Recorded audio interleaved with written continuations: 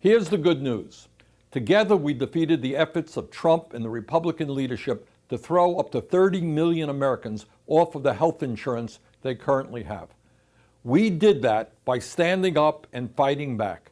At rallies, town meetings, through social media, making phone calls, sending emails, etc. That's the good news. We took them on and we won. The bad news is that Trump and his Republican colleagues are back again.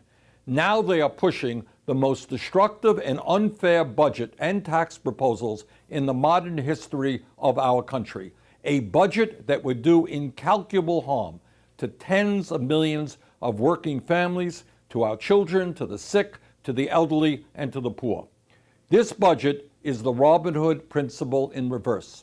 It takes from those in need and gives to those who are already living in incredible opulence. Donald Trump and Republicans in Congress claim that their tax plan would benefit the middle class. Nothing could be further from the truth. According to the Nonpartisan Tax Policy Center, by the end of the decade, nearly 80% of the tax benefits of the Republican plan would go to the top 1%. By repealing the estate tax alone, the Republican budget would give $269 billion in tax breaks to the top 0.2%. The top 0.2%. The very wealthiest families in the country, like the Walton family, the Koch brothers family, the Sheldon Adelson family, and, by the way, the Trump family.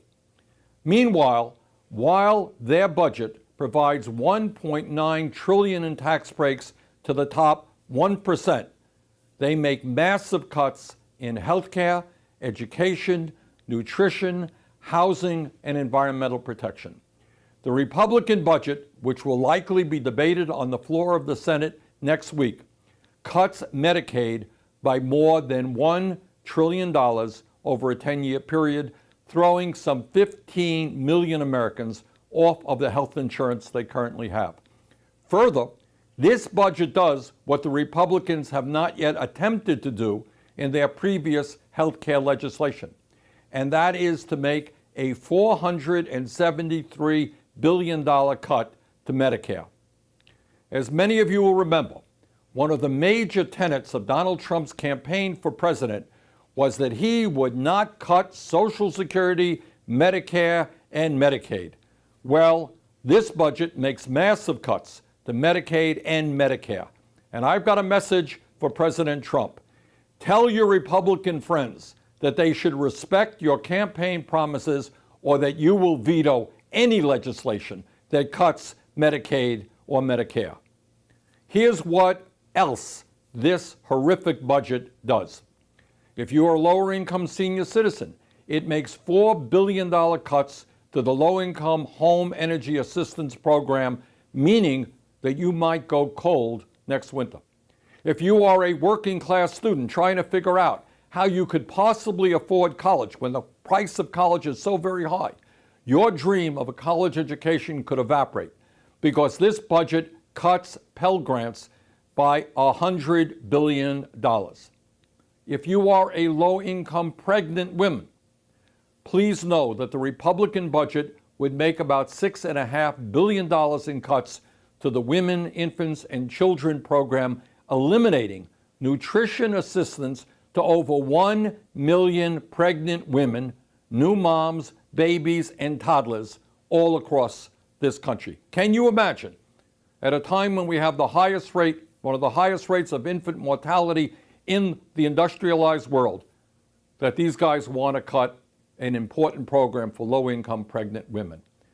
At a time when millions of Americans are paying 40 or 50% of their limited incomes on housing, this budget eliminates housing assistance for more than 1 million families due to a cut of about $37 billion to the Section 8 rental assistance program and other housing programs.